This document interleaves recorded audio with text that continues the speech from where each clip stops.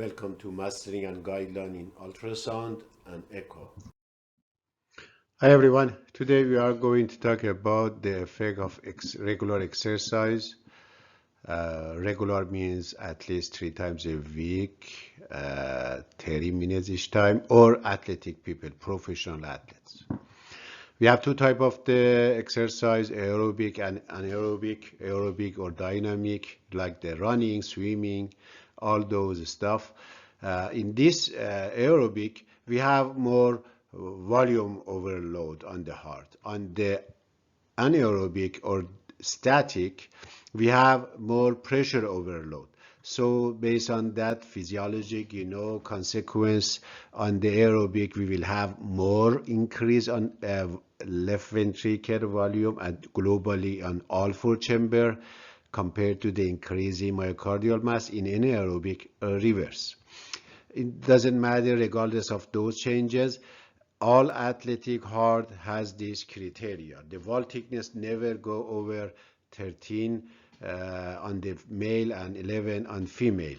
If it goes over this limit, it will be suspicious. If it goes over 15 millimeter, 100% will be abnormal and should be investigated thoroughly.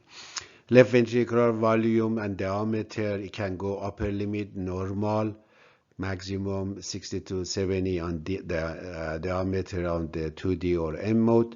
Systolic function is normal, even higher, upper limit normal over 60 usually, and diastolic function will be normal, but generally in all those athletic people, E peak increased, and even in young and professional, E to A ratio, it can go over 2.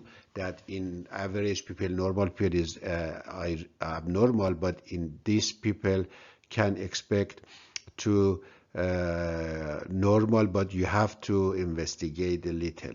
And cardiac output increased. All those changes, especially myocardial thickness and volume, with the stopping are reversible. Don't forget. Then whenever you have dealing with the athletic people that has some abnormal finding, or even for baseline, beside of those all parameter and finding, the best technique is global longitudinal strain. In the normal athletic people, global longitudinal strain is almost always normal. Only in some of them, maybe you can expect to see basal level a little decrease, but never go to the abnormal level too much.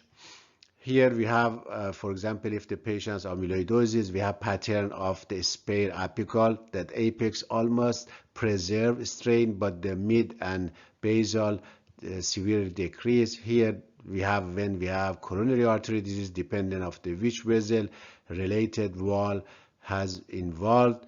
In the HOCM, usually we have abnormal strain in the anterior and anteroseptal and infraseptal basal level decreased. In apical hypertrophy, apex has impaired, and in aortic stenosis, anteroseptal, infraseptal, and posterior has a little problem. I'm going to talk about the strain, how to read it and interpret it in another lecture.